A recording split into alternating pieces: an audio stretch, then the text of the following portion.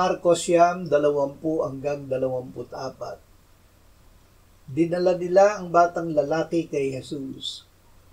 Nang makita si Jesus ng Espiritu, agad nitong pinangisay ang bata at siya'y nalugmok sa lupa at nagpagulong-gulong na bumubula ang bibig. Tinanong ni Jesus ang ama, gaano katagal nang nangyayari ito sa kanya? Sinabi niya, mula pa sa pagkabata.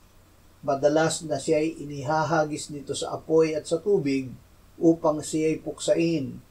Ngunit kung mayroong kang bagay na magagawa, maawa ka sa amin at tulungan mo kami. Sinabi sa kanya ni Jesus, kung kaya mo, ang lahat ng bagay ay maaaring mangyari sa kanya na nananampalataya. Agad sumigaw ang ama ng bata na sinasabi, nananampalataya ako, tulungan mo ang kawalan ko ng pananampalataya.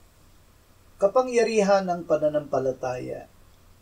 Kung walang pananampalataya ay hindi maaaring kalugdan ng Diyos, sapagkat ang sino mang lumalapit sa Kanya ay dapat sumampalatayang may Diyos at siya ang tagapagbigay gantimpala sa mga masigasig na humahanap sa Kanya. Kung tayo ay sumampalataya sa Diyos, sumampalataya din tayo kay Jesus. Ang ama ng batang inalihan ng masamang espiritu ay lumapit sa mga alagad pero hindi nila napalayas ito. Nang makaharap niya si Jesus ay sinabi niya, kung mayroong kang bagay na magagawa. Agad na itinuwid siya ng Panginoon sa kanyang hindi pananampalataya. Kung kaya mo, ang lahat ng bagay ay maaaring mangyari sa kanya na nananampalataya.